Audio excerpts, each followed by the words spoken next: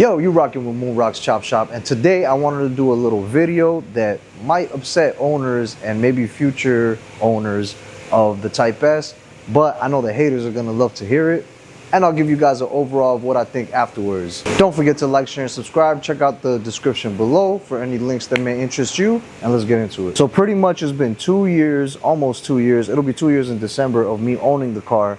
And although I still love it, there's some things that really bother me, and it has to do with the durability of the car. Now, I'm gonna do a give and take, plus minus, negatives and positives type of situation. So I'm gonna tell you guys the negatives that I hate, I'm gonna tell you guys the positives that were a surprise, and I'm gonna give you kind of like an overall reaction or score, how I like the car, and if I would do it again if I had to buy again. But first thing I'm gonna do before getting this thing going is I'm gonna give it a wash so you guys can have a better look at it, and we'll go from there.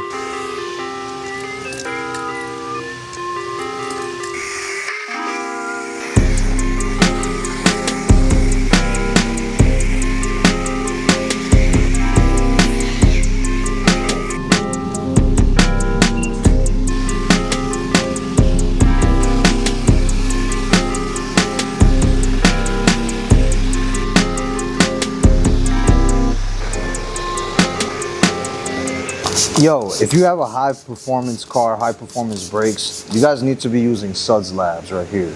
This is the best wheel cleaner I've come across, and a lot of times I don't even really scrub too much. It's really good for touchless, but it gets the brake dust off really well. So you guys can check the link in my bio if you want to grab some of this. I live by this. I used to use Chemical Guys.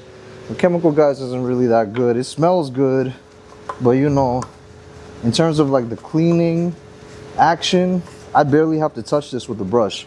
I wasn't even gonna do it, but I found my brush in the car and I was like, why not? It's quick, you know. But a lot of times I just spray it on, wash it off, and it gets the wheel pretty clean. So Suds Labs is the truth. I don't really use anything else anymore. Actually, the back I'm not even gonna scrub. I just want to scrub the front because they get way more dirtier. So, all right, so now I gotta feed this machine so that I can wash the water off. Look at how it's yelling at me. Watch this. More. I used to like coming here a lot, but then it got a little too expensive. It's pretty much $5 and you out here sweating. It ends up being $2.50. It gives you 3.5 minutes. But you know, it feels a little bit cheaper. I might come here more.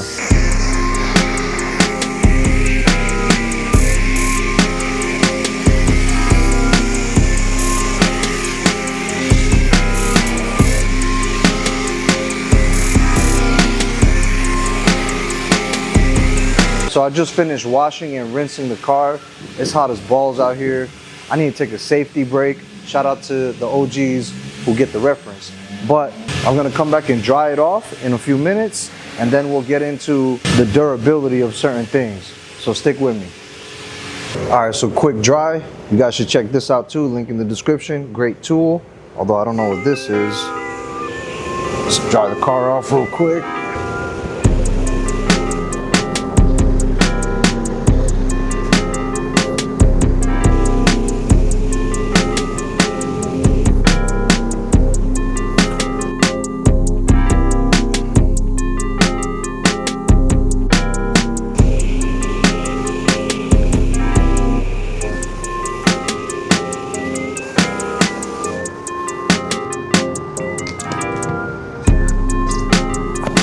All right, so the car's been dried pretty good.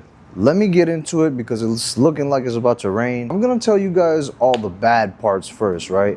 And I'm gonna tell you what's my biggest pet peeve about this car. So the lowest quality thing about the Type S has to be the paint and the plastics. Let me tell you why with example. So the car actually really likes to get scratched up. The paint is one of my biggest problems with the car. I'm going to show you some examples, but I'm going to tell you from a technical perspective because I used to paint cars. Reason why the paint sucks on these cars. So the paint is pretty thin on these cars. I feel like the base coat that they put on, I don't know how many passes they might have did, but I know 2 or 3 good passes, 3 good passes of a base coat will get it thick.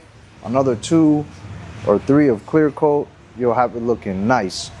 I don't think they did that with these cars. Let me show you some of these scratches that have happened in a very rapid succession. So you see this one right here? These 2, this is kind of clear coat, so this will probably come out, but very easily that happened. A plastic, like a bottle, fell on there, and that's how that happened. This one right here, that's down to the sheet metal right there. At least it looks like it. I'm gonna redo this, but that happened pretty stupidly as well. But it was just way too easy for it to happen. We got this chip right here. No idea how that happened. Had to have been on the road. Now this is one that genuinely pisses me off, because is that even necessary right there? It's just from me grabbing the door handle and it wore down over time. Has not even been 2 years. This is bad Honda / Acura. And then there's these scuffs on the rear diffuser. Now this isn't entirely Honda Acura's fault. This was actually my family kind of slamming the garage door into the car. I'm pretty sure this might be able to come out, but it feels pretty deep. I don't know. But yeah, that happened.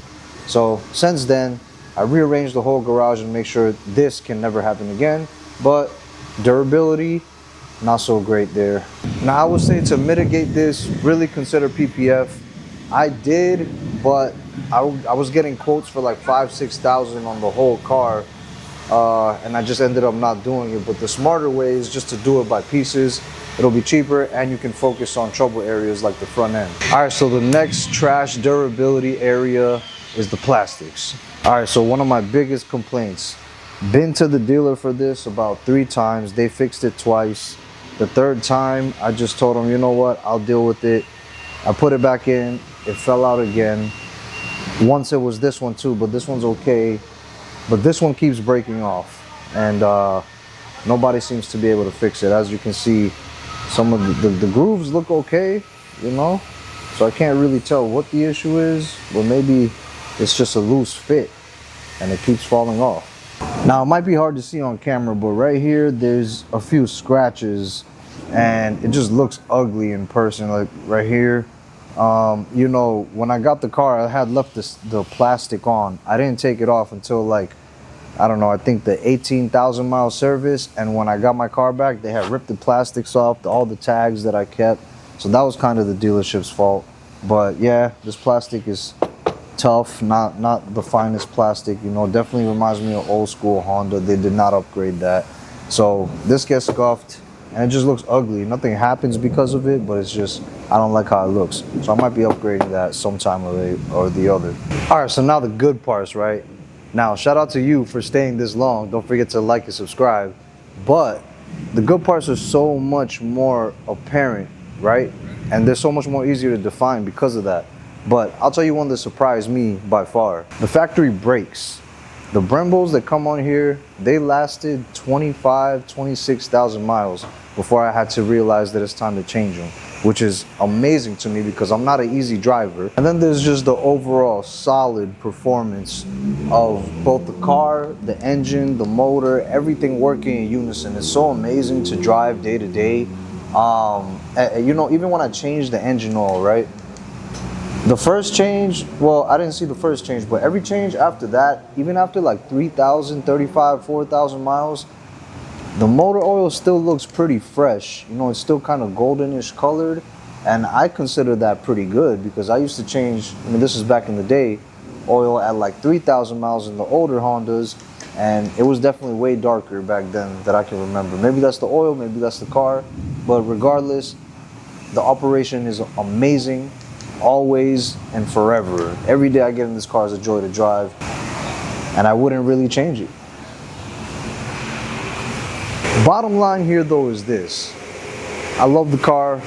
Some of these things you might not know before you buy one. Every car company has their own problems here and there, but I would not trade it for anything. It's still a joy to drive, more than a lot of other cars on the market. I will still contest.